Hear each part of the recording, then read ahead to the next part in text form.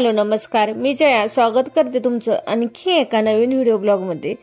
तर कसे आहात तुम्ही सर्व? मी अपेक्षा करते की तुम्ही पण मस्त आणि मजेत असणार। व्हिडिओला सुरुवात करायच्या आधी घरात तुम्ही हा एकदा पसारा बघा आणि बघा आता जोपर्यंत दिवाळीचं फराळ वगैरे संपत नाही ना तोपर्यंत असंच चालू आहे। रोजच एवढा सगळा पसारा होतो आणि रोज दिवसभरातून 2-3 वेळा तर मला सारखी घर झाडायला लागतात आणि खूप कचरा करतात। जे फराळ चिवडा वगैरे आहे ना सगळे मुलं सांडून ठेवतात खाली। आजचा दिवस खरंच माझ्यासाठी चांगला नव्हता।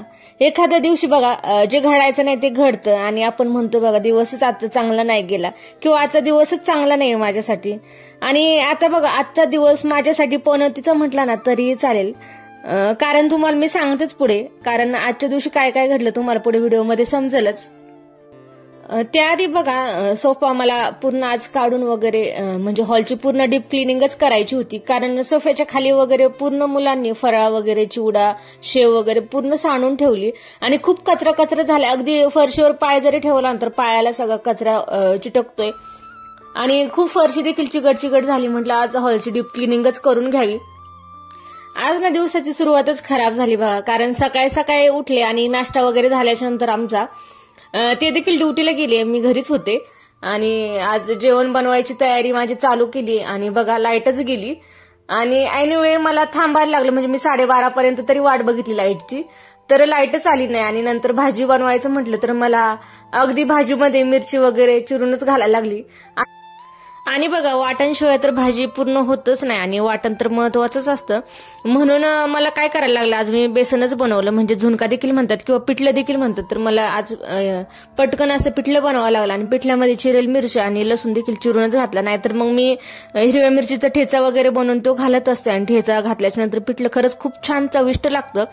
पण आज लाईट नव्हती त्यामुळे मला चिरेल मिरचीच बनावं लागलं आणि वंशी देखील रात्रभर व्यवस्थित अशी झोप झाली नाही, म्हणून दिवसभर आज तो ना चिडचिडच करत होता आणि सकाळी तो दुपारी झोपतो 2-2:30ला, तर आज सकाळपासून चिडचिड करत होता आणि 11लाच झोपला। त्यामुळे सगळं टाइमचं शेड्यूलच बिघडलं होतं आणि व्यवस्थित असं काम देखील होत नाही। आणि मला बघा ते दुपारी झोपल्याच्या नंतर मी सोफा वगैरे आवरायला आणि हॉल वगैरे क्लीन करायला सुरुवात केली होती। आज ना मी बाथरूमची डीप क्लिनिंग केली, व्हिडिओच्या पुढे तुम्हाला समजेलच। तर सकाळी मी बाथरूमची डीप क्लिनिंग करायला सुरुवात केली होती आणि सकाळीच मी व्हिडिओला सुरुवात केली, पण बाथरूमची क्लिनिंग मी तुम्हाला लास्ट दाखवते, त्याआधी म्हटलं हॉलची क्लिनिंग दाखवावी। आणि सकाळपासूनच पनौतीचा दिवस म्हटल्यावर सकाळपासूनच माझ्यासोबत आज काही ना काही इन्सिडेंट्स घडायला सुरुवात झालीच होती। सकाळी वंशची व्यवस्थित झोप झाली नाही म्हणून तो चिडचिड करत होता आणि पूर्ण अर्धा दिवस रडण्यातच त्याने घालवला आणि झोपला तर झोपला 11ला झोपला आणि व्यवस्थित झोप पण झाली नाही। अगदी 15-20 मिनिटांमध्ये मी कामाला सुरुवात केली आणि तो उठून लगेचच हॉलमध्ये आला। त्यानंतर बघा मला जेवण बनवायचं तर लाईटच गेली, ते देखील झालं आणि असं काही ना काही दिवसभरात घडतच राहिलं, अजून देखील आहे पुढे तुम्हाला मी सांगतेच। आणि बघा हॉलमध्ये सोफ्याच्या पाठीमागे एवढा सगळा कचरा निघाला आणि हे सगळं बघा मुलांनी टाकलेले कागद आणि जे शेव वगैरे आहे तोच कचरा आहे, बाकी काहीच कचरा नाही। कारण रोज मी जेव्हा झाडते ना तेव्हा मी व्यवस्थित असं झाडून घेत असते, पण जे कॉर्नर पीस आहे ना सोफ्याचा त्याच्या खाली व्यवस्थित झाडता येत नाही, झाडूच तिथं जात नाही, त्यामुळे ती बाजू तशीच राहती। आता बघा पूर्ण सोफा मी सरकवून घेतला आणि सोफ्याच्या खाली व्यवस्थित झाडून घेतला। आता सोफा देखील व्यवस्थित असं झटकून घेते आणि बघा तुमच्याकडे देखील अशा पद्धतीचा सोफा जर असेल ना आणि तुम्हाला जर माहित नसेल की सोफ्याचा वरचा जो कव्हर आहे म्हणजे जे स्पंज आहे ते निघतं, तर बघा बऱ्याच जणांना माहित नसतं आणि काही सोफ्यांना तशी सिस्टीम देखील नसते की स्पंज वगैरे निघायची, तर माझ्या सोफ्याला तशी सिस्टीम आहे, म्हणजे जे काही वरचं स्पंज वगैरे आहे ना ते छान निघतं आणि त्याच्या खाली देखील छान अशी सोफ्याची क्लिनिंग करता येते। आणि बघा सोफ्याची खालची बाजू बघा, खालची बाजू देखील सोफ्याला कव्हर होता व्हाईट कलरचा आणि मुलांनी सगळा तो खालचा कव्हर फाडून पूर्ण जे सोफ्याचे लाकूड वगैरे आहे ना तेच अगदी दिसायला लागले, म्हणजे पूर्ण सोफा हा कामातूनच गेलेला आहे। आणि बघा तुम्हाला मी सांगितलं जे सोफ्याचा स्पंज वगैरे आहे ना तो काढल्याच्या नंतर बघा अशी साईडला वगैरे घाण चिटकते आणि सिटिंग पंच काढल्याच्या नंतर देखील बघा छान असं तिथं क्लीन करता येतं। अगदी तुम्ही झाडून जरी म्हटलं ना पूर्ण कचरा झाडून देखील छान असा निघतो आणि तो जर तुमच्याकडे ब्रश वगैरे जर असेल ना तर ब्रशने खूपच छान निघतो। माझ्याकडे नाही, एक होता तो तुटला, मुलांनी काय तोडून टाकला, म्हणजे सोफा क्लीन करण्यासाठीच आणला होता।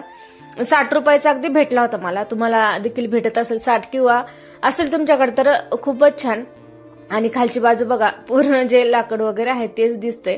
आणि सोफा खरंच खूप जड आहे, मला एकटीला काय उचलत नाही. पण आता क्लिनिंग वगैरे करायची जर म्हटलं तर मला एकटीलाच करायला लागते, कारण त्यांना टाइम नसतो, ड्युटीला जातात. आणि मी जेव्हा घरी असते तेव्हा माझं काही ना काही चालूच असतं. एकतर सोफाच जड आणि त्यात बघा छोटंसं पिल्लू आणि त्यात येऊन बसले मांजराचं.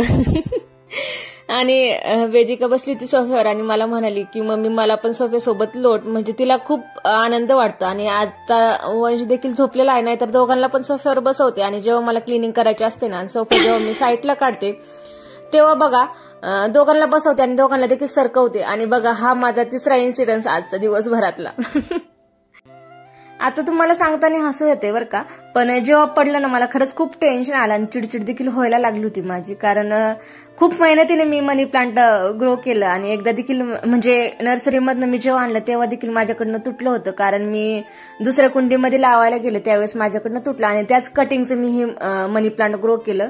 अजून एक आहे जे किचनमध्ये ठेवलं आणि ही दुसरी वाली कुंडी आहे. आणि असे मनी प्लांटचे माझ्याकडे 4-5 तरी कुंड्या झाल्यात.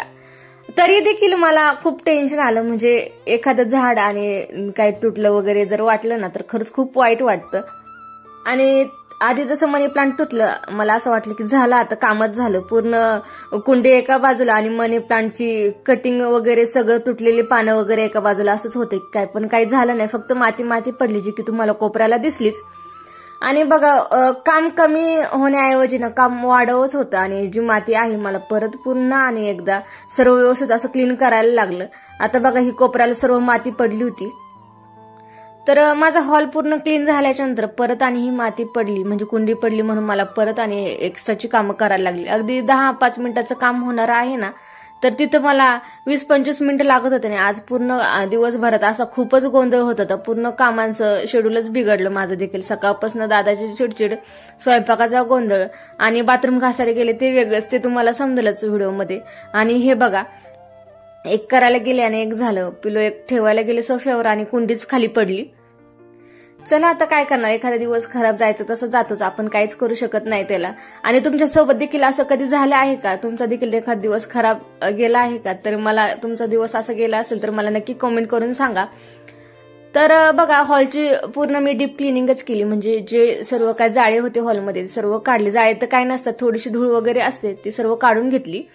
आणि त्यानंतर बघा जे काय टीव्ही युनिट आणि टीव्ही आणि फोटो फ्रेम वगैरे लावले होते त्या देखील क्लीन करून घेतले. सोफा काढल्याच्या नंतर सोफ्याच्या खाली आणि सोफा देखील छान असं व्यवस्थित क्लीन करून घेतल्याच्या नंतर लगेचच फरशी पुसायला सुरुवात केली. आणि आपण घरात किती वरचं क्लिनिंग वगैरे करा, पण खाली फरशी जर खराब असेल ना तर पूर्ण घर खराब असल्यासारखं वाटतं.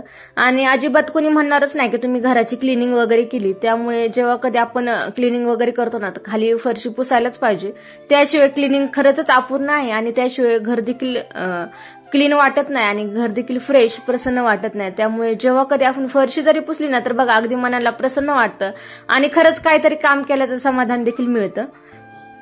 आणि बघा हॉल सोफा वगैरे सर्व काढल्याच्या नंतर परत आणि वंश उठला आणि परत माझा अर्धा तास तिथं वाया गेला. मला अर्धा तास त्याला परत आणि झोपवण्यातच गेला, म्हणजे पूर्ण हॉल सोफा वगैरे काढल्याच्या नंतर हॉलला क्लिनिंग केल्याच्या नंतर आणि अर्धा तास माझा त्याला झोका देण्यातच गेला, म्हणजे तो आणि एक्स्ट्राचा टाइम माझा वायाच गेला. म्हणजे आजचा दिवसच असा माझा जातच होता.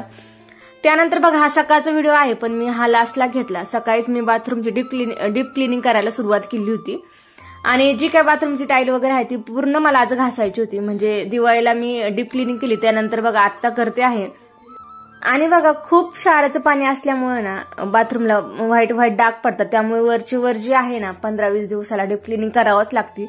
जर नाही केलं ना बाथरूमचे ते क्षारचे डाग आहे ना अजिबातच निघत नाही आणि पूर्ण बाथरूमला व्हाईट असा थर लागतो. त्यामुळे 15-20 दिवसाला छान अशी क्लिनिंग केली ना तर खूप छान टाईल वगैरे निघते, अगदी नवीनच बाथरूम असल्यासारखं वाटतं. आणि बघा बाथरूम घासता घासत हात बोट देखील कापलं माझं आणि थोडंसं डीप गेलं, काच लागली मला बाथरूम घासता घासता. आणि लागलं तरी माझं बाथरूम घासायचं काम चालूच होतं, रक्त देखील निघत होतं, थांबतच नव्हतं. तरी बाथरूम माझं अर्ध घासून झालं आणि अर्ध बाकी होतं.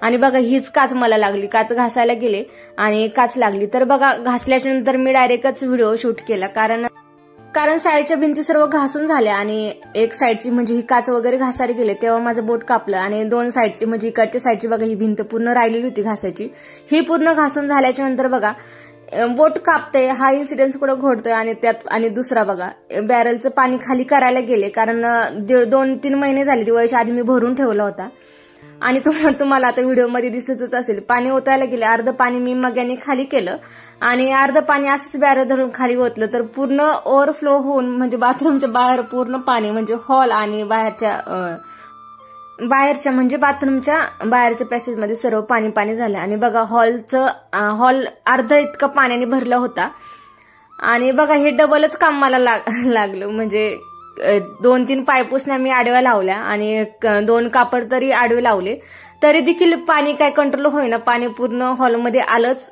शेवट आणि हे बघा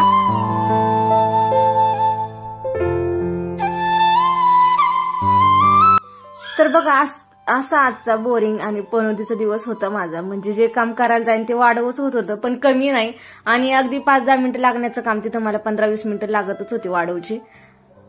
तर कसा वाटला आजचा व्हिडिओ मला नक्की कमेंट करून सांगा. तुमच्यासोबत अशा गोष्टी झाल्या असेल तर त्या देखील मला कमेंटमध्ये सांगा. आजचा व्हिडिओ आवडला असेल तर व्हिडिओला एक लाईक करायला विसरू नका. आपण भेटूया अशा छान इंटरेस्टिंग व्हिडिओमध्ये. तोपर्यंत सर्वांना बाय बाय.